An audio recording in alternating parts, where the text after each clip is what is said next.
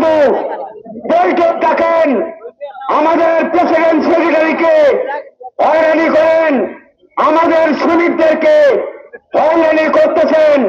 আমরা হয়রানি হতে চাই না। আগামী 20 তারিখের মধ্যে ট্যানারি শ্রমিকদের জন্য সরকার ঘোষিত মজুরির বকেয়া পরিশোধ করতে হবে, অন্যথায় আমরা ট্যানারি শ্রমিকরা বৃহত্তম আন্দোলনে যেতে বাধ্য হব।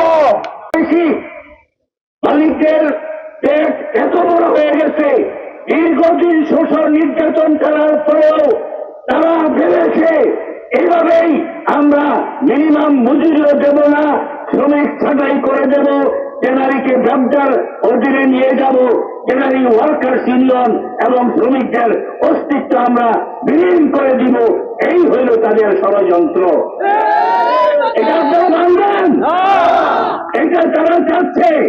তা না হলে আপনারা দেখেন, আধুনিক কারখানা হলো, তাদের এক্সপোর্ট হচ্ছে, কম বেশি যাই হোক, সেই জায়গায় প্রত্যেকটা কারখানার শ্রমিক প্রায় অর্ধেক তারা ছাঁটাই এবং কখনো পাওনা দিয়ে কখনো পাওনা বেশি রেখে ছাঁটাই করে কন্ট্রাক্টরের মাধ্যমে তারা কারখানা চালাচ্ছে।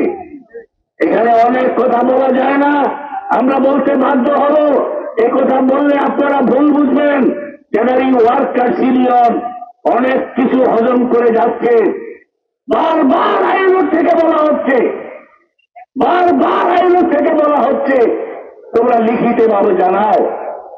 আমরা এখন পর্যন্ত কোন এক অ্যাসোসিয়েশনের চেয়ারম্যান বলছে যে আপনারা আইএলওকে জানাবেন না। তা আমরা কি করব?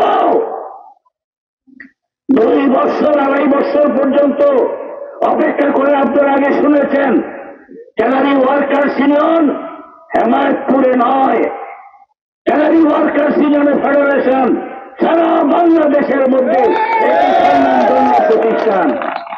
আমাদের সংগঠনকে বাদ দিয়ে এর পূর্বে যখন 2-3 বার হয়েছে আমি ছিলাম সেটার সদস্য। এবার যখন আমাদেরকে বাদ দিয়ে মিনিমাম মজুরি হয়েছে আপনারা শুনলেন, শুধুমাত্র ট্যানারি ওয়ার্কার্স ইউনিয়ন নয়, আজকে যারা ইলেকট্রনিক্স এবং পিডিএর বন্ধুরা আসছেন এবং আইএলও থেকে আরম্ভ করে সকল জায়গার থেকে যখন সরকারের কাছে চাপ সৃষ্টি করেছে, আমাদেরকে যেমন বাদ দিয়েছিল নজিরবিহীন ভাবে, একইভাবে নজিরবিহীন ভাবে গেজেট প্রকাশ করার পরে ওই প্রতিনিধিকে বাদ দিয়ে ট্যানারি ওয়ার্কার্স ইউনিয়নকে নিতে বাধ্য হয়েছে। এটাই হলো ট্যানারি ওয়ার্কার্স ইউনিয়ন। সুতরাং ট্যানারি ওয়ার্কার্স ইউনিয়নকে আপনারা যেভাবে আন্ডারমাইন করছেন, যেভাবে আপনারা মনে করছেন, যেভাবে আমরা বলবো, যেভাবে তারা শুনবে, এভাবে আপনারা চালিয়ে যাবেন, সেই দিন শেষ হয়ে গেছে। শেষ হয়েছে, তার মানে ওইভাবে আর চলবে না। সুস্পষ্ট বক্তব্য বন্ধুরা আমার, আপনারা কাজে যাবেন। আমার সুস্পষ্ট বক্তব্য হচ্ছে যা আমাদের নেতৃবৃন্দ বলছেন, সবটা বক্তব্যের সাথে আমি একমত। আপনাদের সংগঠনের সভাপতি হিসাবে আমি আপনাদের নেতৃবৃন্দের বক্তব্য, আপনাদের যে আকাঙ্ক্ষা, আমরাও মনে করি যে এদের সাথে বসে আর ফয়সালা হওয়ার কোন সুযোগ।